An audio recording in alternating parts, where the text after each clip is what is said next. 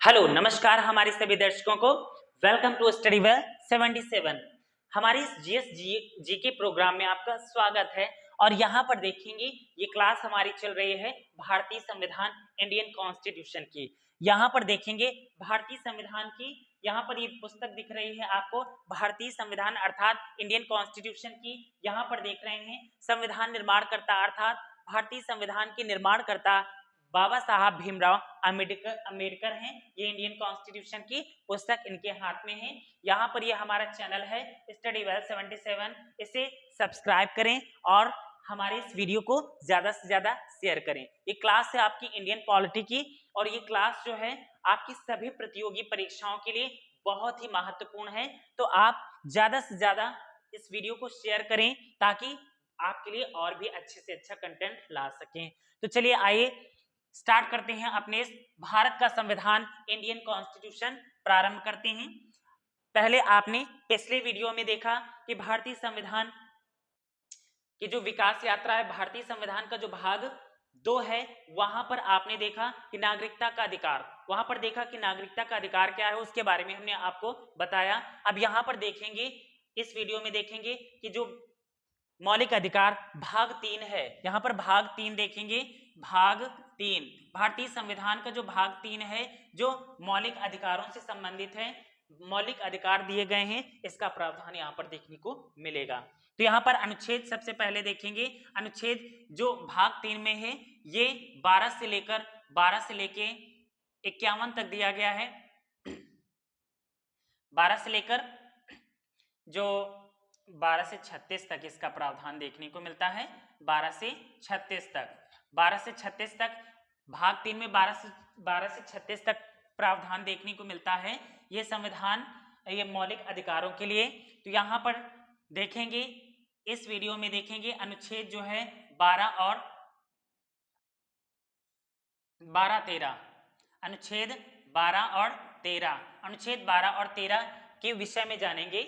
यहाँ पर आइए चलते हैं, सबसे पहले देख लेते हैं। यहाँ पर बाबा साहब भीमराव अंबेडकर हैं और बाकी इनके जितने भी हैं पीछे सारे फॉलोअर्स हैं जो बहुत ही ज्यादा सताए हुए हैं, उच्च वर्ग के लोगों के द्वारा सताए हुए हैं। इस कारण से इन्होंने संविधान निर्माण की, इन्हें संविधान निर्माण की जरूरत पड़ी ताकि लोगों को अधिकार दिला सकें। अब यहाँ पर अधिकार क्या है?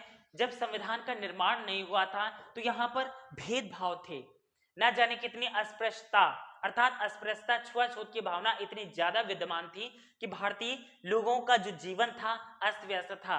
ये भारतीय समाज कई गुटों में बटा हुआ था, कई वर्गों में बटा हुआ था। यहाँ पर छुआछूत के नाम पर इतनी ज्यादा राजनीतियां चल रही थी। यहाँ पर इनको नहीं छूना, उनको नहीं छूना, ना जाने कितनी भ्रामक या ना जाने कितनी रूढ़िवादिता चल रही थी।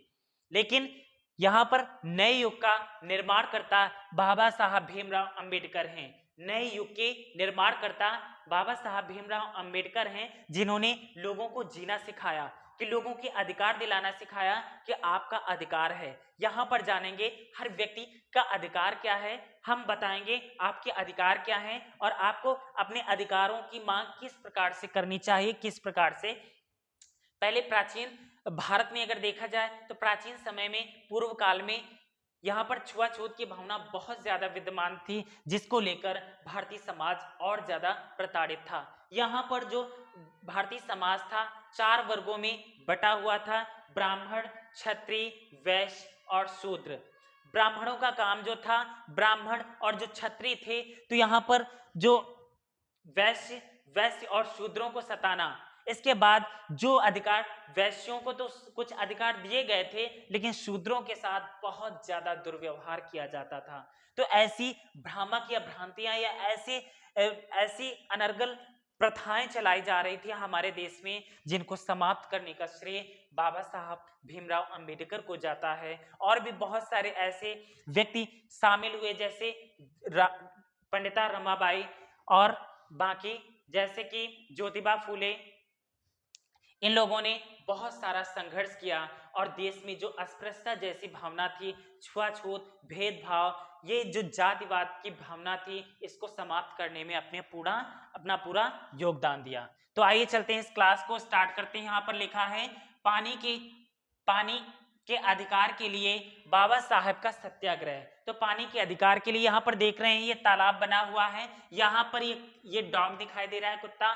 कुत्ता तो पानी पी सकता था, लेकिन मनुष्य को पानी नहीं पीने दिया जाता था। लिखा है जिस तालाब से कुत्ता तक पानी पी सकता था, उसी तालाब में शूद्रों को पानी पीने से मना कर दिया जाता था, या उन्हें पानी पीने तक का अधिकार नहीं था। ये हमारे देश में ये नियम अपनाए जा रहे थे। इतनी ज्यादा शूद्रों के साथ इतना ज्यादा दुर्व्यवहार हुआ, इतना ज्यादा उन्हें प्रताड़ित किया गया कि उनको अधिकारों की मांग करनी पड़ी, और किसी की इतनी हिम्मत नहीं थी कि भारत देश में इतना बदलाव ला सके। लेकिन हमारे जो महानायक हैं बाबा साहब भीमराव अंबेडकर, इन्होंने कर दिखाया, वो भी शिक्षा के माध्यम से। तो शिक्षा में बहुत बड़ी दम होती है, बहुत बड़ी ताकत होती है। ये कलम है, इसमें बहुत बड़ी ताकत है। कलम के आधार पर एक मोटिवेशनल कोड हम आपको बताने जा रहे हैं। Education is the most powerful weapon which you can change the world। शिक्षा वह शस्त्र है जिसके माध्यम से आप दुनिया बदल सकते हैं। शिक्षा वह शस्त्र है जिसके माध्यम से आप दुनिया बदल सकते हैं।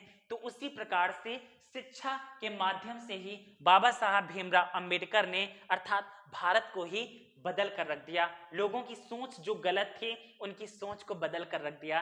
तो आइए चलते हैं, क्लास स्टार्ट करते हैं। ध्यान देते हैं यहाँ पर देख रहे हैं भारतीय संविधान का अनुच्छेद 12, ये भाग जो है आपका भाग 3 है। भाग तीन यहाँ पर देखेंगे मौलिक अधिकार।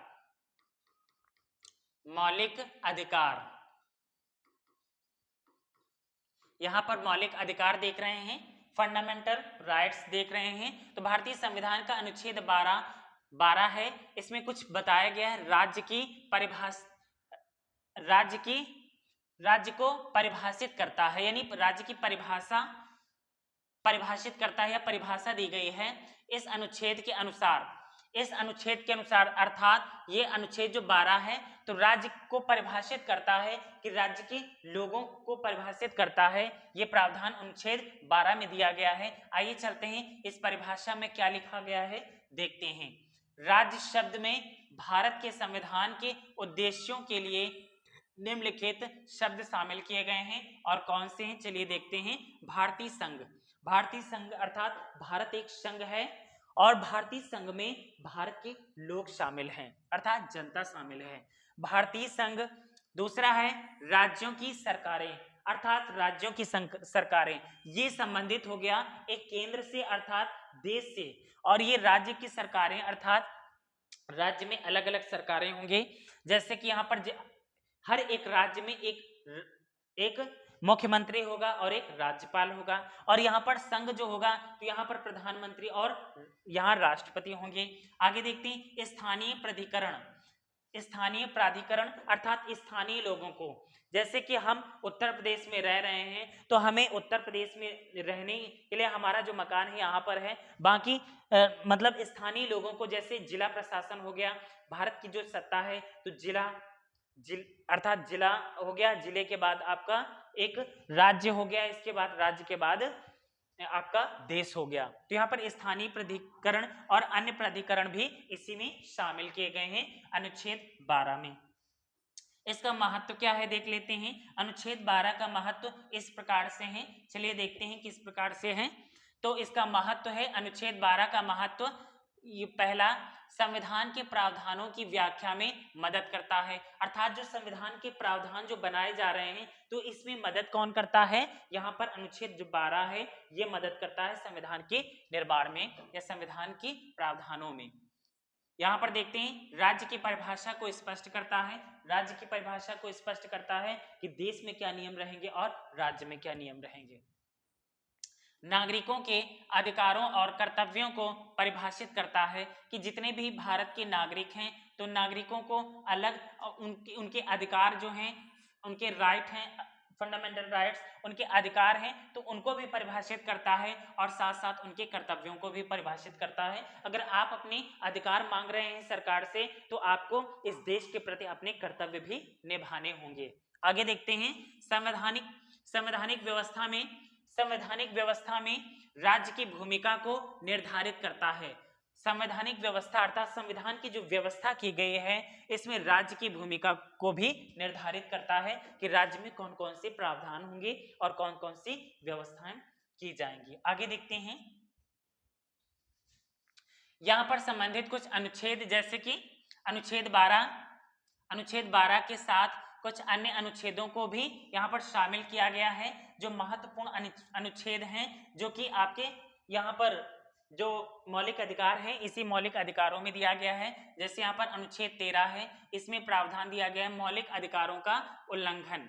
आप मौलिक अधिकारों का अगर उल्लंघन कर रहे हैं तो आपको कानूनी रूप से दंडित किया जाएगा। कुछ रूल्स हैं, कुछ ऐसे नियम बनाए गए हैं जो कि अनुच्छेद 13 में देखने को मिलते हैं।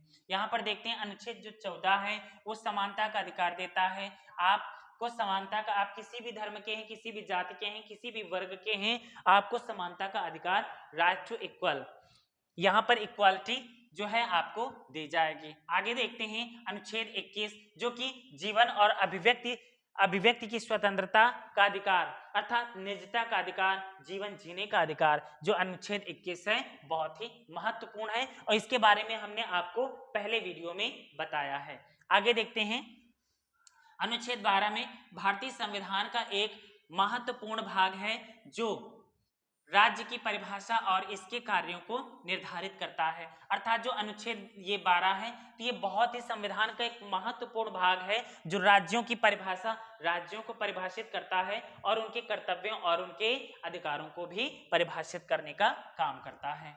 आगे देखते हैं भारतीय संविधान का अनुच्छेद 13। अब यहाँ पर देख रहे हैं, अभी देखा आपने इसमें अनुच्छेद जो 12 था उसके बारे में क्या क्या प्रावधान दिए गए हैं। अब देखेंगे इसी में भाग 3 का ये अनुच्छेद 13 है, इसके बारे में चलिए देखते हैं। मौलिक अधिकारों के उल्लंघन को परिभाषित करता है। आप जो मौलिक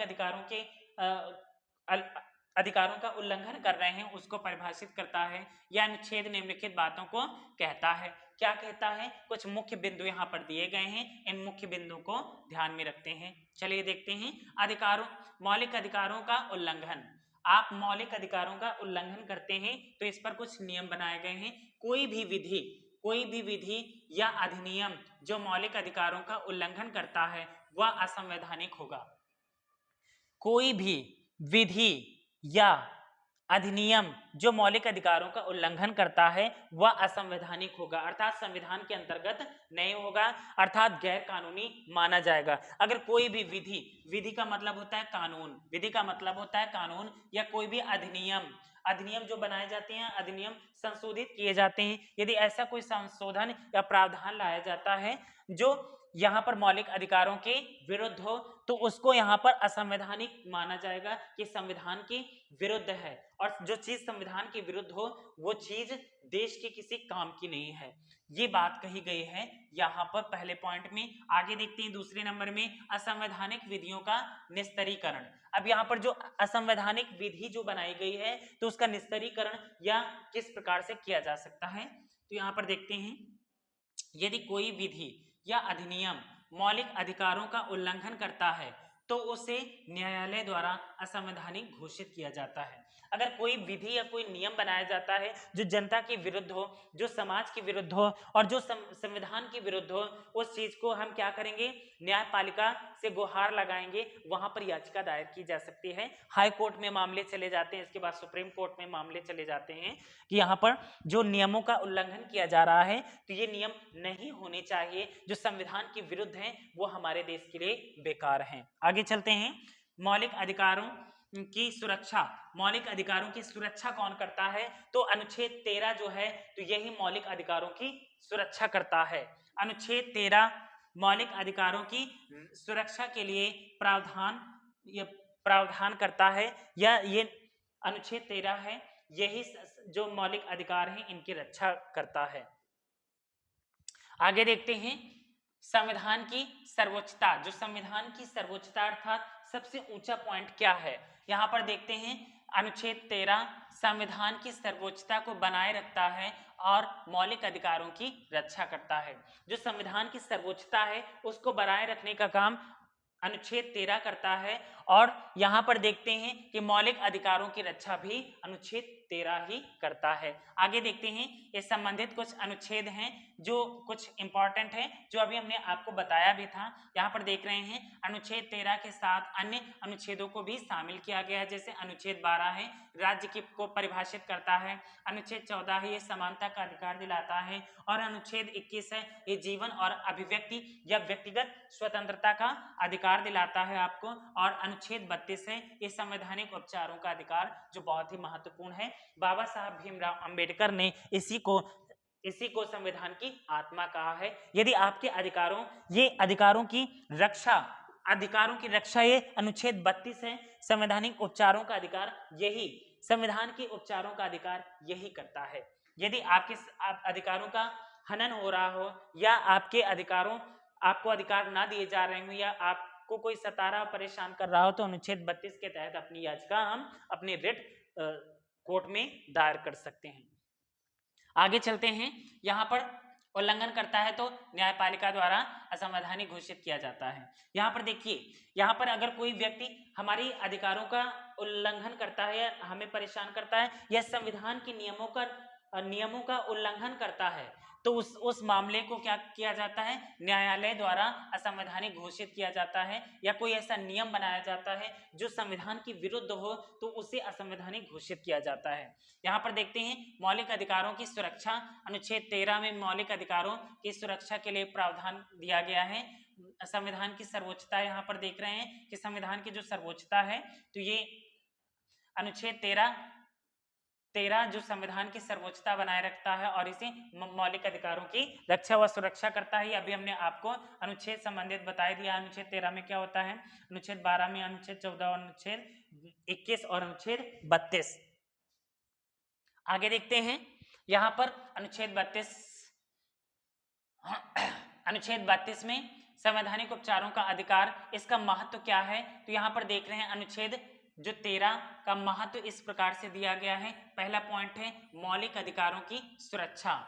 अनुच्छेद जो 13 है ये मौलिक अधिकारों की सुरक्षा करता है, रक्षा करता है। और दूसरा पॉइंट है यहाँ पर देख रहे हैं संविधान की सर्वोच्चता की भी रक्षा करता है कि संविधान सबसे ऊंचा कानून है। जो संविधान है वो सबसे ऊंचा कानून है, इसके बाद कोई दूसरा कानून नहीं है, इससे बड़ा कोई दूसरा कानून नहीं है, इसके नियमों का पालन करना ही होगा। अगला देखते हैं न्यायपालिका की स्वतंत्रता। न्यायपालिका की जो स्वतंत्रता है उसकी रक्षा भी अनुच्छेद 13 ही करता है।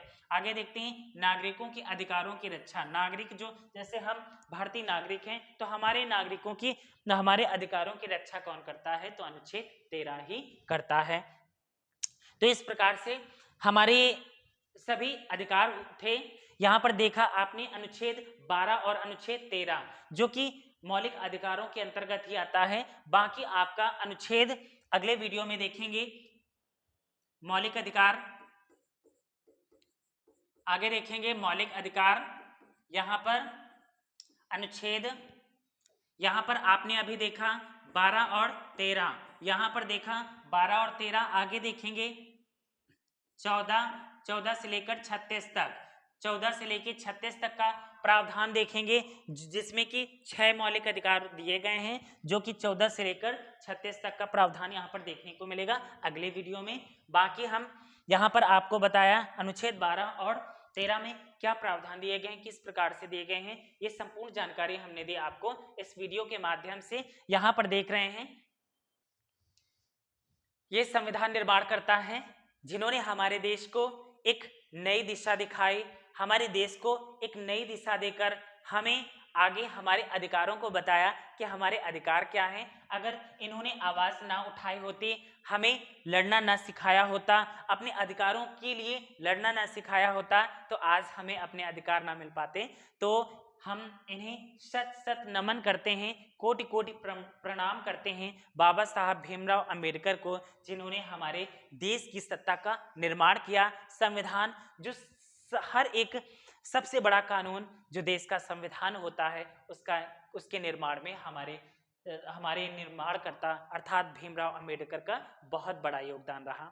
तो बस क्लास आपकी यहीं से समाप्त होती है। ये जो क्लास आपकी चल रही है ये बहुत ही महत्वपूर्ण क्लास है। ये इंडियन पॉलिटी, भारतीय राज्य व्यवस्था, इंडियन कॉन्स्टिट्यूशन, भारतीय संविधान जो चल रहा है ये सभी प्रतियोगी परीक्षाओं के लिए बहुत ही महत्वपूर्ण है।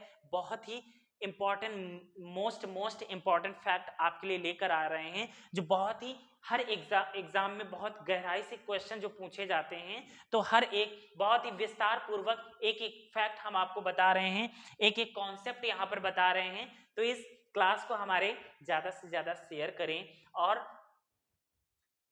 हमारे इस चैनल स्टडी वेल 77 को सब्सक्राइब करें, ताकि हम आपके लिए और अच्छे से अच्छा कंटेंट लेकर आ सकें।